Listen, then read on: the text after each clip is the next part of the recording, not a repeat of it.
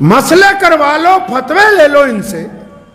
کیا یہ کبھی نہیں پوچھا محمد الرسول اللہ صلی اللہ علیہ وسلم کون سا اناج کھاتے تھے؟ محمد الرسول اللہ صلی اللہ علیہ وسلم کون سا مشروب پیتے تھے؟ رسول اللہ کے کھانے کا وقت کیا تھا؟ رسول اللہ کس وقت پھل کھاتے تھے؟ رسول اللہ صلی اللہ علیہ وسلم کو کون سی چیزیں جاندار چیزوں میں پسند تھی؟ کون سی ایسی حلال چیزیں جن کا گوشت نبی علیہ السلام نے پسند کیا؟ کچھ پتہ نہیں ہے۔ نہیں، بس ہمیں تو ایک وقت میں ایک شادی میں اگر 50 کھانے لگے ہوئے ہیں تو میاں صاحب 50 کے 50 ہی اس مشین میں اترنے چاہیے۔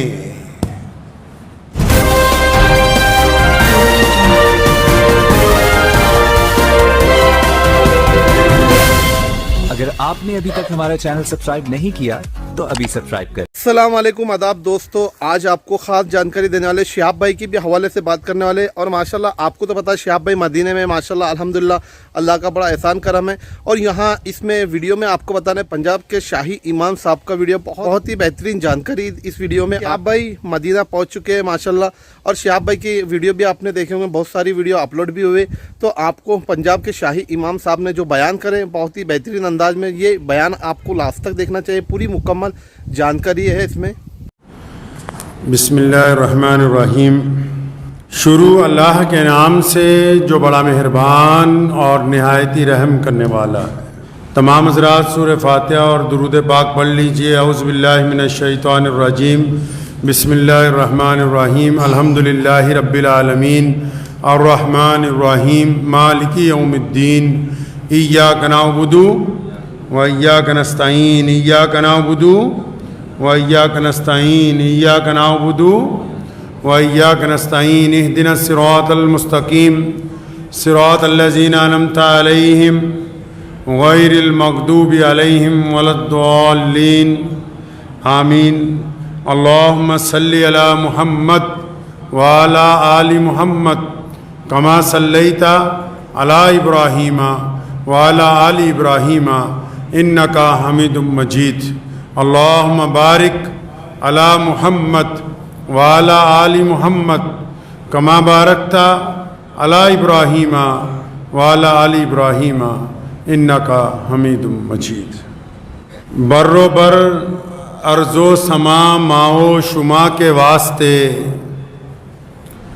چاند سورج اور ستارے ہیں ضیاء کے واسطے، اور سب جہاں تیرے لیے ہے اور تو خدا کے واسطے۔ اللہ کے پیارے نبی حضرت محمد رسول اللہ صلی اللہ تعالیٰ علیہ وسلم کی بابرکت ذات گرامی نے، جن کی نسبت سے اللہ تبارک و تعالیٰ نے انسانوں کو اشرف المخلوقات کا درجہ عطا فرمایا۔ مخلوقات میں یعنی جتنے بھی جاندار چیزیں ہیں، ان میں سب سے بہترین چیز اللہ تعالیٰ نے اگر کسی کو کہا اور کسی کو بنایا تو وہ انسانوں کو بنایا ہے، اور پھر ان کی رہنمائی کے لیے اپنے پیارے نبی حضرت محمد رسول اللہ صلی اللہ تعالیٰ علیہ وسلم کو بھی بھیجا۔ دنیا میں جتنی چیزیں اگر ہم جائزہ لیں، چاہے وہ جانور ہیں، چاہے چرندے ہیں، چاہے وہ پرندے ہیں، چاہے وہ درخت ہیں، چاہے وہ پانی ہے، چاہے وہ ہوا ہے یا بادل ہے، جتنی بھی چیزیں دنیا میں انسانوں کے علاوہ، وہ اپنے بنانے والے کے مطابق چل رہی ہیں۔ وہ اپنے چلنے کے انداز میں،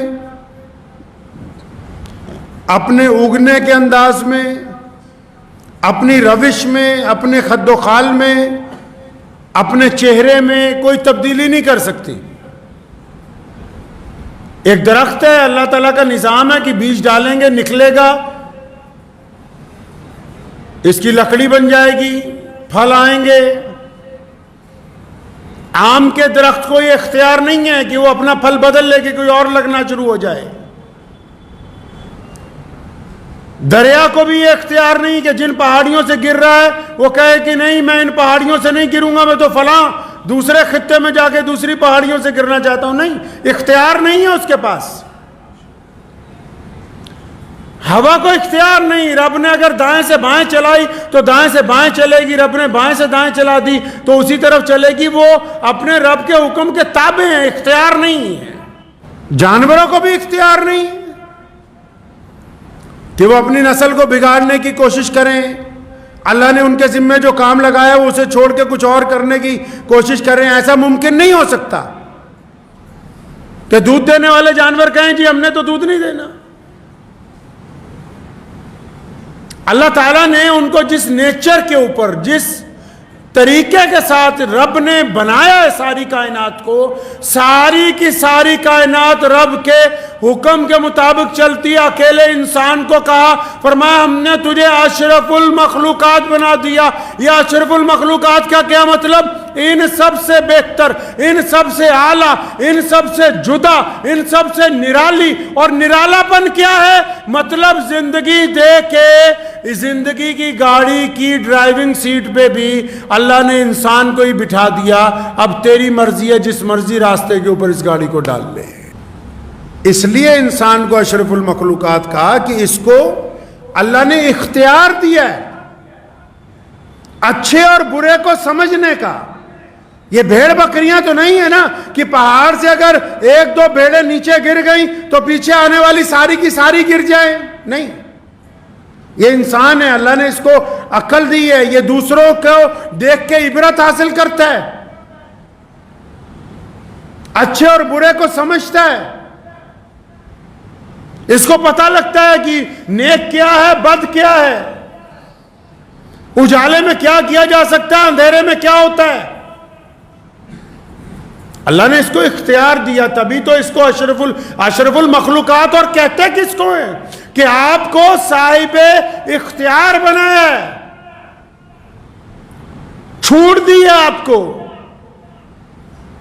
عام زبان میں ایسا سمجھ لیجئے بھی ایسی چھوٹ دی ہے کہ آپ مثال کے طور پہ ایک راستے پہ جا رہے ہیں, ہر ایک چند قدم کے بعد, ہر ایک دو میل کے بعد ایک چوراہا ہے, اس پر دو چار راستے ہیں. ایک راستہ نیکی کی طرف جاتا ہے, ایک راستہ عیاشی کی طرف جاتا ہے, ایک راستہ بدماشی کی طرف جاتا ہے, ایک راستہ گنڈا گردی کی طرف جاتا ہے.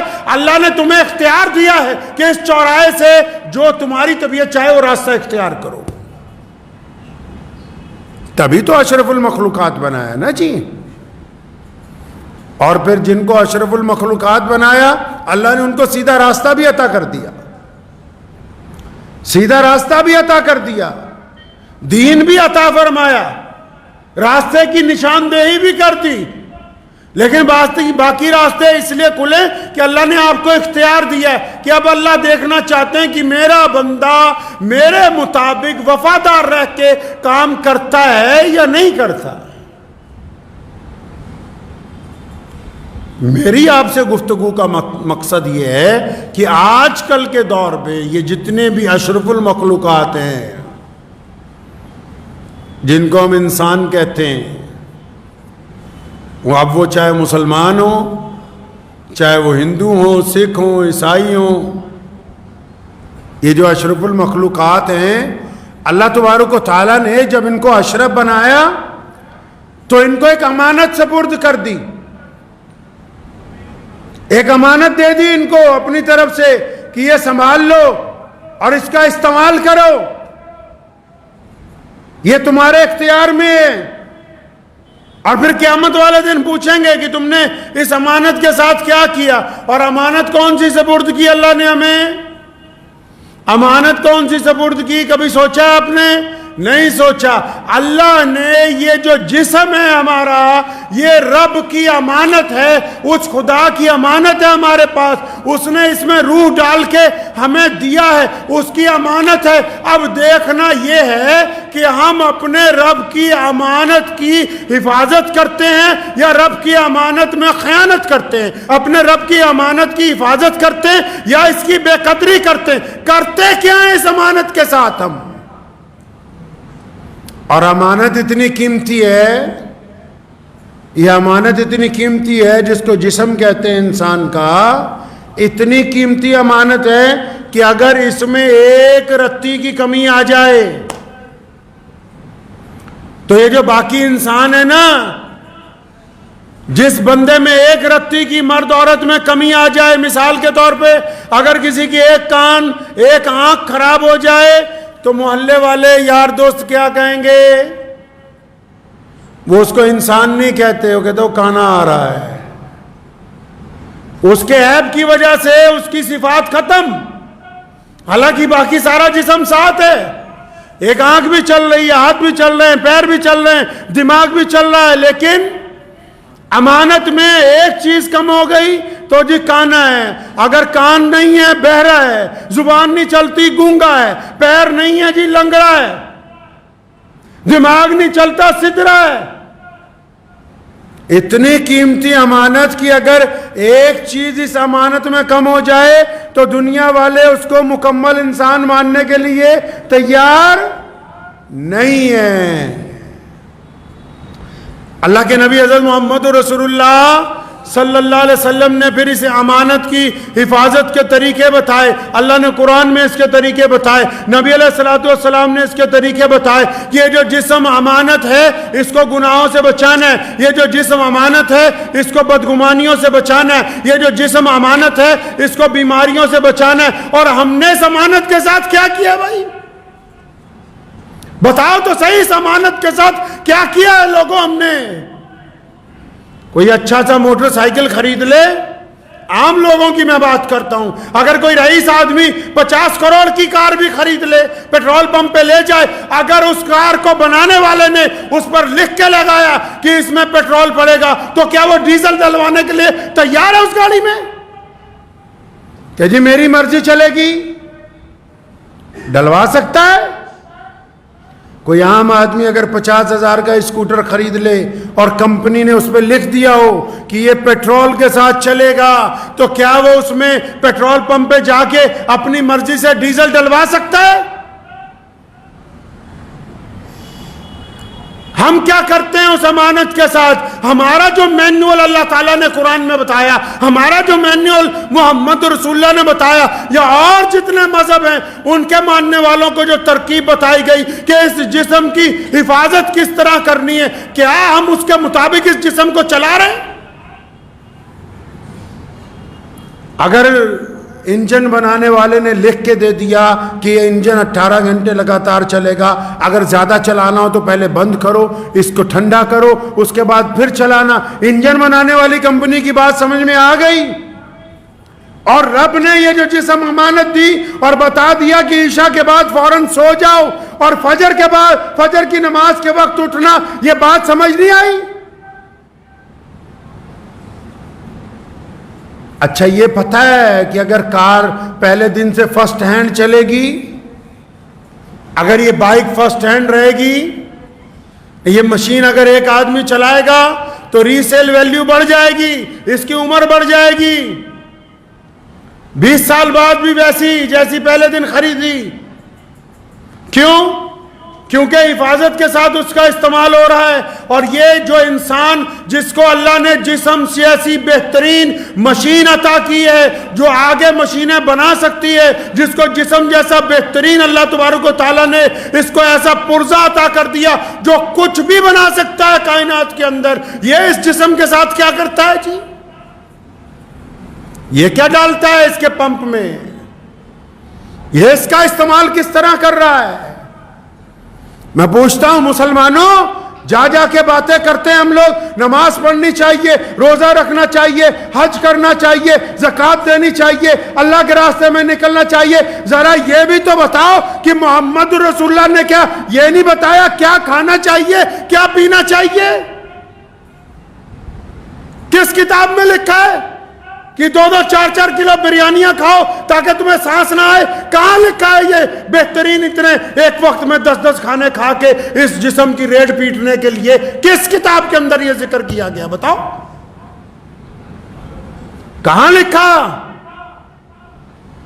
کہ 5-5 لیٹر کی کولڈ ڈرنک کی بوتلیں اپنے گھر میں لے جاؤ, اپنا میدا بھی پھونکو, وہ کولڈ ڈرنک جو بیت الخلا میں اگر ڈال دی جائے تو 10 سال پرانے داغ دھل جائیں. یہ کہاں لکھا کہ اس گاڑی میں وہ تیل ڈالو جو اس کو منظور نہیں ہے, جو اس کے پرزوں کو منظور نہیں ہے؟ یہ کہاں لکھا؟ یہ کیا کبھی اللہ کے نبی صلی اللہ علیہ وسلم کی حدیث پڑھنے کی کوشش نہیں کی؟ رسول اللہ کیا چاہتے ہیں؟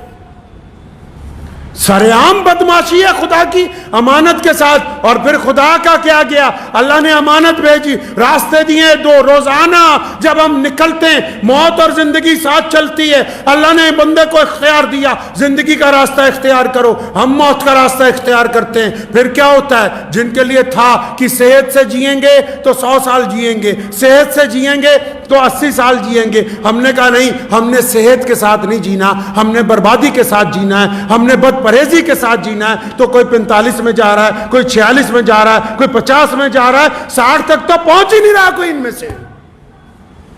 رسول اللہ صلی اللہ علیہ وسلم کو کون سی چیزیں جاندار چیزوں میں پسند تھی؟ کون سی ایسی حلال چیزیں جن کا گوشت نبی علیہ السلام نے پسند کیا؟ کچھ پتہ نہیں ہے. نہیں, بس ہمیں تو ایک وقت میں ایک شادی میں اگر 50 کھانے لگے ہوئے ہیں تو میاں صاحب 50 کے 50 ہی اس مشین میں اترنے چاہیے.